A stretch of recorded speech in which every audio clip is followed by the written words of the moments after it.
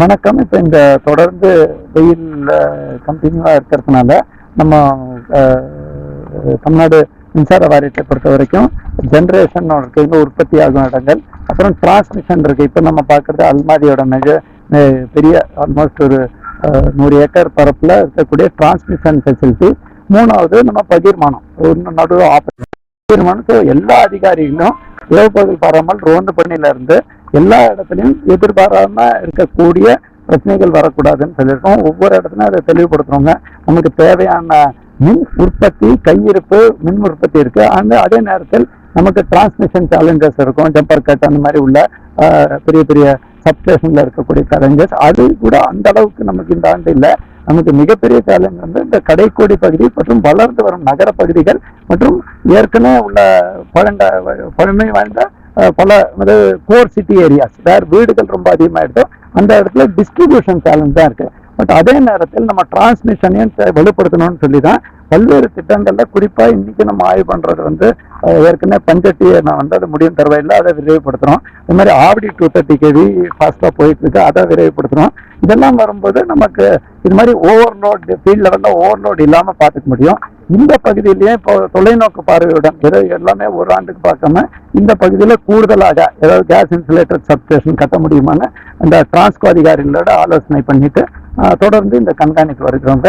ஏற்கனவே கார்த்தால பார்க்கும்பொழுது கூட தொடர்ந்து நம்ம சொல்லியிருக்கோம். தற்பொழுது உள்ள ஆங்காங்கே வரக்கூடிய இப்போ 3 நாள் முன்னாடி கூட காமராஜர் நகர்ல அந்த ஒரு மின்வெட்டு முந்தானத்துக்கு நைட்டு வெடிக்கார்த்தால. ஸோ அந்த மாதிரி நேரங்கள்ல அந்த டிஸ்ட்ரிபியூஷன் லெவல் அப்படி வரும்போது உடனடியாக நம்ம அந்த அதிகாரிகள்கிட்ட நம்ம அதுக்கு வசதி ஏற்படுத்தி கொடுக்கணுங்கிற அன்பான வேண்டுகோள் சொல்றோம். ஸோ எல்லாருக்கும் அந்த 10 நிமிஷம் பவர் கட் பண்ணா கூட நமக்கு ஒரு எரிச்சலா இருக்கக்கூடியது டெஃபினட்டா அது வந்து அந்த மாதிரி இல்லாம இருக்கிற நோக்கத்துல தான் நம்ம செயல்படுறோம். பட் ஆங்காங்கே இப்படி அந்த ஆவடி ஒரு பகுதி சொன்னாங்க, அதுக்கு முன்னாடி அம்பத்தூர், புதூர், அதே மாதிரி நான் வட சென்னையில சில பகுதிகள், மத்திய சென்னையில சில பகுதிகள், அந்த மாதிரி இருக்கும் பொழுது நம்ம எல்லா ஏரியாலும் எல்லா நேரத்திலும் சீரான மின்சாரம் தான் நம்மளோட நோக்கம். அதற்கான அனைத்து முயற்சிகளும் முதலமைச்சரும் இதை ஆய்வுபடுத்தி விரைவா உடனடி தீர்வுக்கான நடவடிக்கை எடுக்க சொல்லியிருக்காங்க. அமைச்சரும் தொடர் ஆய்வு மேற்கொண்டு வருகிறார்கள். எங்களோட தொழில்நுட்ப வல்லுநர்கள்ட்டையும் கேட்டுட்டு எல்லா மாநிலங்களையும் உச்சமடைந்திருக்கு. சென்னையை பொறுத்த வரைக்கும் வரலாறு காணாத அளவுக்கு 5000 மெகாவாட் மின்சாரம் நம்ம சப்ளை பண்ணியிருக்கோம். ஸோ அது சப்ளை பண்ற திறமை இருக்கிறதுனால தான் சப்ளை பண்ணியிருக்கோம். பட் அப்படி பண்ணும்பொழுது கடைக்கோடி பகுதியில் இருக்கக்கூடிய ஓவர்லோட் இல்லையா, இந்த விரிவாக்க பகுதியில் இருக்கிற ஓவர்லோட் இல்லை, கோர் சிட்டியில பழமையான இன்ஃப்ராஸ்ட்ரக்சர் கேபிள் பழுதடையும் இல்லை, சில நேரங்களில் மட்டும் எங்களுக்கு அந்த சிஸ்டர் டிபார்ட்மெண்ட்டும் வெட்டிடுறாங்க. அந்த பணிகள் பண்றோம். ஸோ ஒரு உடனடியா எப்படி இருக்கு ஃபீடர் பிரிக்கிறது இல்லையா, கொஞ்சம் கூடுதலாக சிங்கிள் போல் டிரான்ஸ்ஃபர், அதெல்லாம் வல்லுநர்கள் சொல்லின அடிப்படையில் தான் நாங்கள் செயல்பட முடியும். அது அவங்க சில ஐடியாஸ் வச்சிருக்காங்க. தொடர்ந்து வரக்கூடிய பிரச்சனைகள் இருக்கக்கூடியதுல மற்றது குறுகிய கால திட்டத்தில் ஏற்கனவே எடுக்கப்பட்ட திட்டங்களை விரைந்து முடிக்கணும். அது மாதிரி ஒரு 7-8 பெரிய பெரிய சப்ஸ்டேஷன்ஸ் முடியும் தருவாயில இருக்கு. அதை கொஞ்சம் விரைவுபடுத்தணும். போத் டிஸ்ட்ரிபியூஷன் பகிர்மான சைட்லையும் அதே மாதிரி நம்ம டிரான்ஸ்மிஷன் சைட்லையும் இருக்கு, அதையும் விரைவுபடுத்தின்னு இருக்கோம். அது இல்லாம தொலைநோக்கு பார்வையுடன் எப்படி நமக்கு மின்சாரத்துக்கு ஏற்பாடு பண்ண நடவடிக்கை எடுத்திருக்கோம். அனைத்து அதிகாரிகளும் பர்டிகுலர்லி இரவு நேர ரோந்து பணிகள், பகல் நேரத்தில் இருக்கக்கூடிய மற்ற வசதிகள் பார்வையிடுறது, அதே மாதிரி ஆங்காங்கே ஏற்படக்கூடிய குறைபாடுகளை குறிப்பாக மக்கள் மற்றும் பத்திரிகை மற்றும் சோசியல் மீடியாவில் வரத வந்து உடனடியாக செவி சாய்த்து அதை பொலைட்டா ரிப்ளை பண்ணி என்ன பிரச்சனைங்கிறத தகவலை உடனுக்குடன் அவங்ககிட்ட சொல்லி அதை எவ்வளவு குயிக்கா தீர்வு செய்ய முடியுங்கிறத சொல்லியிருக்கோம். கணிசமான அளவு குறைந்துள்ளது. ஒரு நாளைக்கு ஜென்ரலா நமக்கு வந்து சென்னையில 38 லட்சம் கனெக்ஷன் இருந்தானாக்கா ஒரு 10 to 12 இடங்கள்ல இந்த மாதிரி சவால்கள் ஏற்படும் போது உடனடி தீர்வும் காண்றோம். இப்ப நேற்றைய தினம் 110 சப்ஸ்டேஷனோட கேபிள் ஃபால்ட் வந்தது.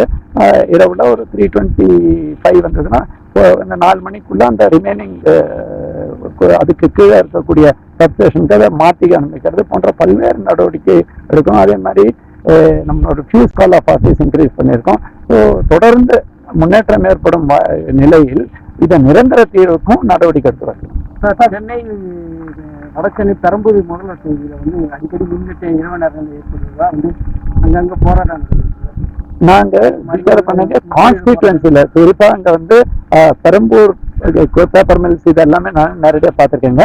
பட் அந்த பகுதியில எம்கேபி நகர், அதே மாதிரி வியாசப்பாடியில சில பகுதிகள், அது கான்ஸ்டிடியூன்சில வரக்கூடிய சில பகுதிகள்ல அந்த சவால்கள் இருந்தது உண்மைதாங்க. அது எல்லாமே ஏஜிங் இன்ஃப்ராஸ்ட்ரக்சரா இருக்கு. அது மட்டும் இல்லாம நம்ம கொளத்தூர் ஜிகேஎம் காலனி வில்லிவாக்கம், குறிப்பா நான் சொல்ல போனா வில்லிவாக்கம் சிட்கோ நகர், அது மாதிரி பூம்புவார் நகர், அதுக்கப்புறம் இந்த பக்கம் அரும்பாக்கம். அதனால நம்ம ஒரு குறிப்பு விட்டு இந்த பகுதியில் மட்டும்தான், பட் அதே இடத்துல இருக்கும். அதே மாதிரி தென் சென்னையில மடிப்பாக்கம், அந்த மாதிரி அதே மாதிரி தாம்பரம் பக்கத்துல ஹஸ்தினாபுரம், இந்த மாதிரி கூடுவாஞ்சேரியில சில பகுதிகள், அந்த மாதிரி சில பகுதிகளில் சிலது நீங்க பாத்தீங்கன்னா கோர் பழமை வாய்ந்த சிட்டியில பழமை வாய்ந்த பழுதடையக்கூடிய கேபிள்கள் ரீப்ளேஸ்மெண்ட் இருக்கு. அதே மாதிரி டிரான்ஸ்பார்மர் திறனை அதிகரிக்கிறதுக்கான உடனடி நடவடிக்கைகள் இருக்கணும். இது எல்லாமே சில பேர் என்னன்னு எடுக்கவே இல்லைன்னா எடுத்தாலும் அந்த ஏரியால ரேப்பிடா இன்க்ரீஸ் ஆயிருக்கு அந்த இது. அதே மாதிரி அதை தொடர்ந்து கண்டிருந்த 2-3 நாட்கள் அந்த குறைகளும் நல்லா அந்த நைட் ரோந்து பணிகள் பீஸ் கால் ஆஃப்ல குறைந்திருக்கு.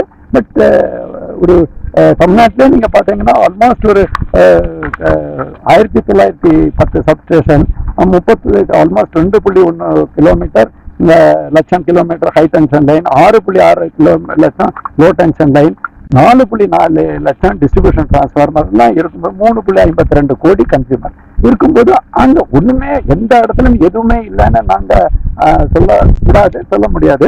அதே மாதிரி சென்னையில 253 சப்ஸ்டேஷன், அதே மாதிரி 40,798 டிடி ஃபெயிலியர் பார்த்தீங்கன்னா பொருள் பகுதியில இன்னொன்னு ஜிகேஎம் காலனி டிடி ஃபெயிலியர். டிடி ஃபெயிலியர் கடைக்கோடியில இருக்கிறது. அது அந்த மாதிரி ஒரு 40,798 டெஃபினட்டா அந்த மாதிரி நிகழ்வு ஏற்பட்டது. பட் எல்லா 47,000 நடக்கல. ஸோ அதே நேரத்தில் அது நடக்கும்போது அந்த பகுதியில் இருக்க பீப்புள் பாதிக்கப்படுறாங்க. நம்ம மாற்று கருத்தே கிடையாது. அதையும் குறைக்க தீவிர நைட்டோட நைட்டாவும் மாத்திட்டாங்க. பட் ஸ்டில் அந்த நேரத்துல செகண்டரி ஃபீடிங் நம்ம சொல்லுவோம் இல்லையா, மாற்று ஏற்பாடு வழி இல்லாத சில இடங்கள் வருது. அரும்பாக்கம் கிளாசிக்கல் கேஸுங்க. ஒரு பக்கம் நம்ம ஸ்டாம் வாட்டர் ட்ரெயின் வெட்டும்போது 7க்கு நம்ம பேக் ஃபீடிங் கொடுத்துறோம். பாக்கி 4 டிசியை பொறுத்த வரைக்கும் பேக் ஃபீடிங் கொடுக்குற லைன்லயும் அந்த கேபிள் கட் வந்துடுறது. கேபிள் கட் மட்டும் நம்ம சொல்ல முடியாது, பல இடத்துல கேபிள் ஃபால்ட் ஏன் ஆகுதுன்னா அந்த கடைக்கோடி பகுதியில் ஓவர்லோட் ஆயிருக்கு. ஸோ ஒரு இடத்துல மின்சாரமே இல்லைன்னா நம்ம கன்சியூம் 5,000 மெகாவாட் கன்சியூம் ஆகுதுல, தமிழ்நாட்டில் 20,000 மெகாவாட் கன்சியூம் ஆகுது. ஸோ ஆறுது. பட் பல பகுதிகள் இந்த மாதிரி அதெல்லாம் பிளாக் ஸ்பாட் இல்லை டப் ஸ்பாட்னு சொல்லலாம். பிளாக் ஸ்பாட்னு சொல்லக்கூடாது. எந்த வங்கியில டப் ஸ்பாட்ஸை ஐடென்டிஃபை பண்ணி அதற்குன்னு தனி கவனம் செலுத்தி immediate short term long term நடவடிக்கை எடுக்கணுங்க. டெஃபினட்டா நம்ம பதட்டம் அடைகிற வரைக்கும் மின்சாரம் பற்றாக்குறைங்கிறது இல்லைங்கிறது என்னோட கடமை, திட்டவட்டமா. ஏன்னா நிறைய பேரோட மின்சாரமே இல்லை அதனால அப்படின்னா இது மத்திய மாநில அரசோட நேரடி கண்காணிப்புல இருக்கக்கூடிய நேஷனல் கிரிட் சமாச்சாரம். ஒரு இடத்துல மட்டும் இல்லைன்னா அது பதிவாயிடுறது. அதனால அந்த மாதிரி இல்லை, கன்சம்ஷனே நமக்கு 20,000 மெகாவாட் ஒரு நாளைக்கு வருது. அப்படி வரும்போது பர்டிகுலர்லி நைட்ல 8 to 11 அந்த பீக்ல தான் நமக்கு என்ன சோலார் சப்ளை இருக்காது.